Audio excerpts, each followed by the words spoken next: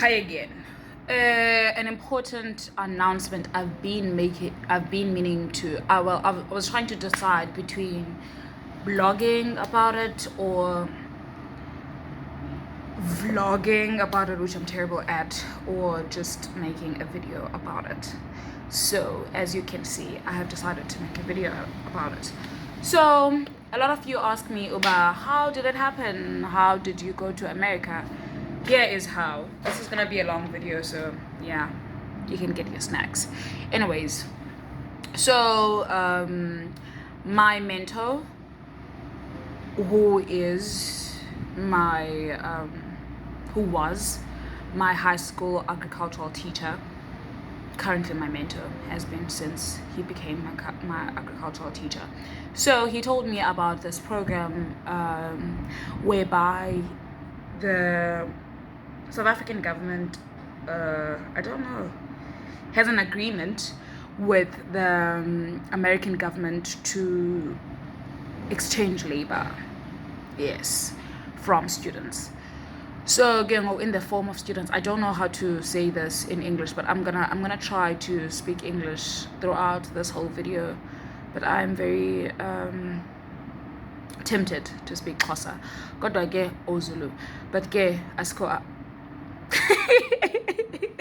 Okay, we're not there. So yeah, he told me about this doors, and then I was like, okay, I'm interested. But then he was like, okay, he told a bunch of us that I would like to think he was currently mentoring at the time. We were in matric, yes. So he told a bunch of us, it was me and my other classmates and my friends. So yes, and he told us Uguti, it costs a lot, and that's why most people don't know about it, and that's why most people don't go. Yes, so it's called it's a cultural exchange program. So basically the idea, okay, no, they're not actually exchanging labor, they're actually exchanging cultures, I guess. Yeah, but then since I didn't do a lot of cultural activities as I was supposed to, as it was compulsory for me to, I'm thinking of it as an exchange of labor, because most of the time I worked. But anyways, that's beside the point. That's I think a misrepresentation there. So it's actually an exchange of cultures or whatever. I don't know how to phrase this, but anyways, so basically the idea is for South Africans or Africans, because so it's for Africans to go to America. I think it's South Africans, because I don't remember meeting anyone from Africa or knowing. Okay, anyways, I don't know. So yes, so basically the idea is for Africans to go there and share about their culture, in exchange that the Americans they will meet there will share about their culture. But in the meantime, you will be obviously working at so there are different departments that they will tell you about. Oh, so it's general work. I don't know if general is the right word, but like what you do there is general work. So it does not need any prior training or stuff like that. You just go there with your untrained self. Well, if you are trained, it's a bonus, obviously. But then, yeah, you do not need any sort of qualifications for you to go there. But the major requirement is for you to be a student, a registered student in South Africa. So you need to send proof of that, and there's a form that they send you to fill out, and then it has to have the university's stamp. Yes, so that's easy. You just fill in the parts that you need to fill in, and then you take that form to your school administration building office, school administration office, and then yeah, that's it. And then you send that, and then yeah, they'll ask for other documents and all that. Yeah, and then the big question, how much does it cost?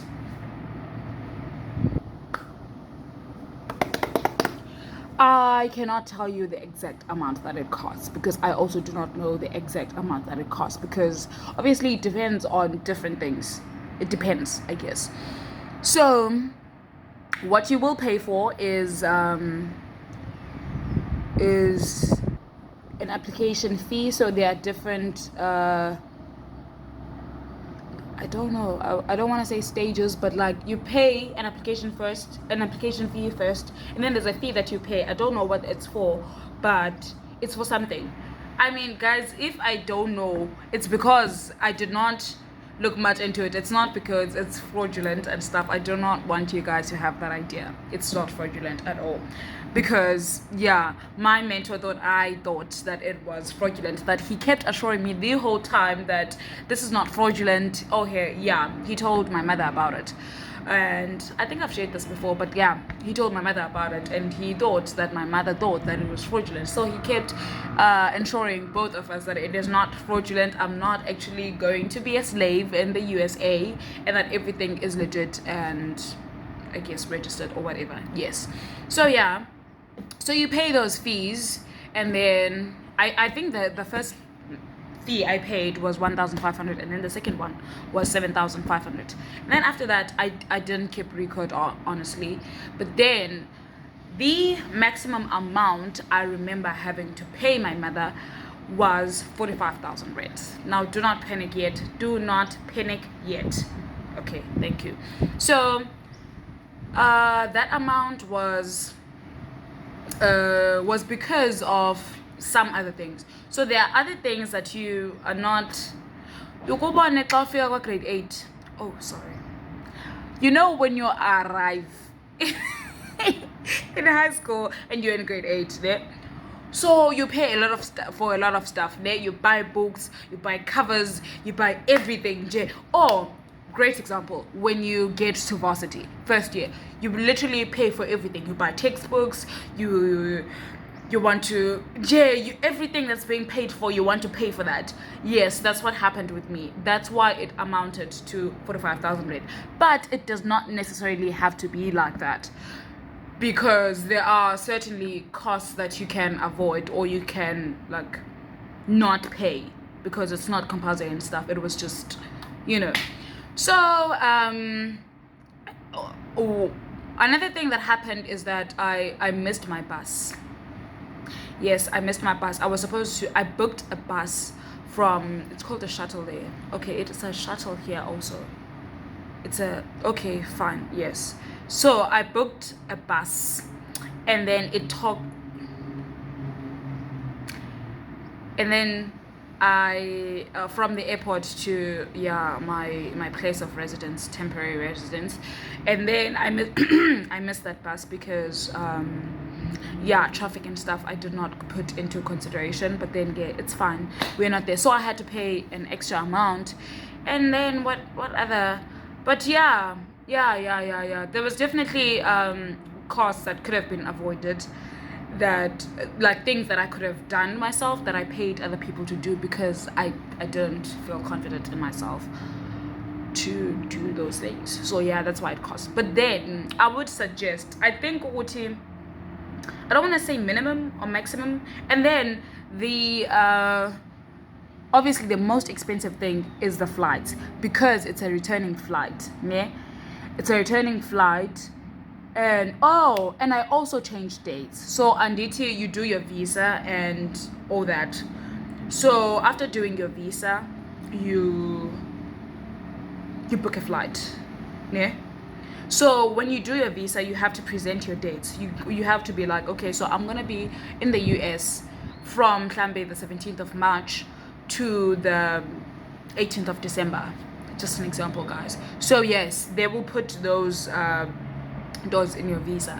But I had to change dates because a lot of complicated stuff. But then if I changed dates, that meant I had to change my flight dates also, so that costs a lot.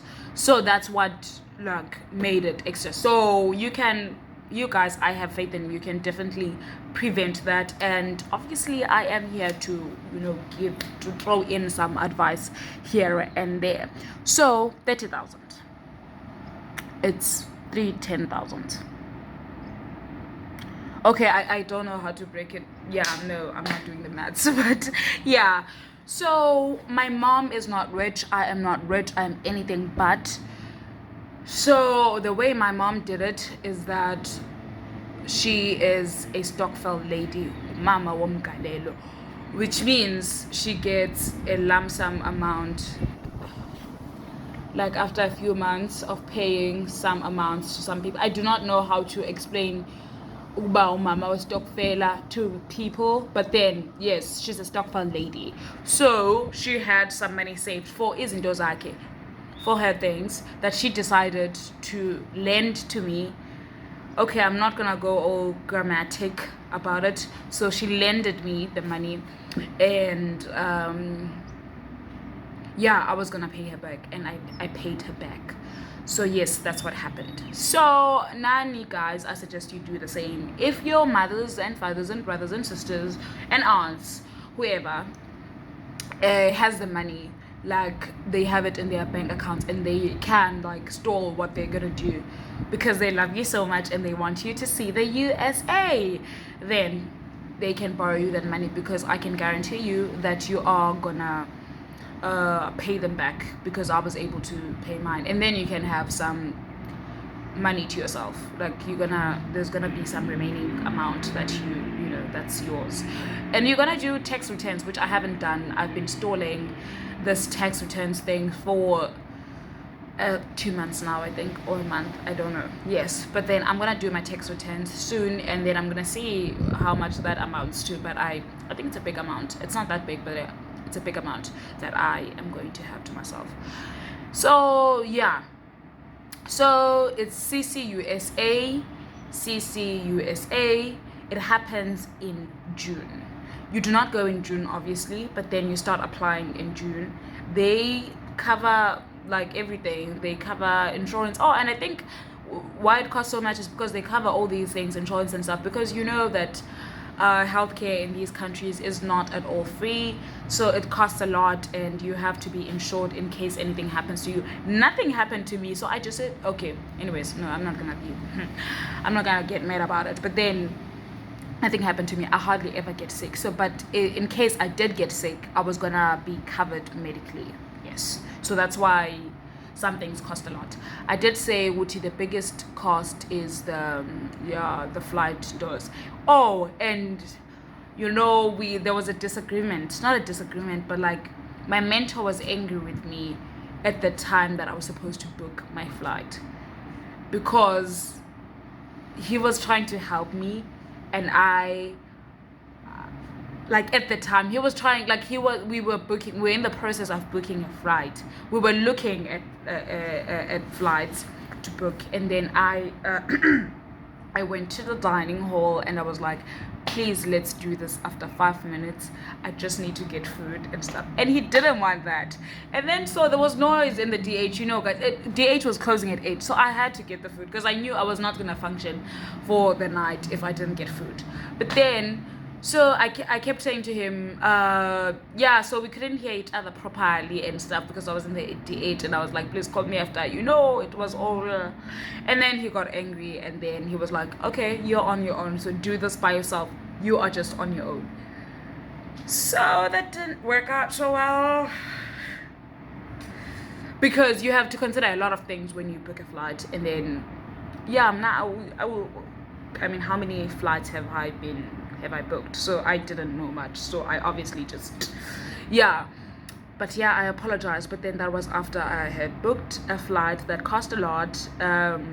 It cost a lot, but then it would have cost less because he would have tried to get me the best deal, because he's experienced in these things and stuff, so he would know best. But then I messed that up, so that is why it got to that amount. So guys, that's that. I really hope, Wuti, you guys, like at least 1 or 2 or 3 or 4 or 5 of you, if it were up to me, we would all go to the US and just so, and you get whatever. Let me leave that idea out.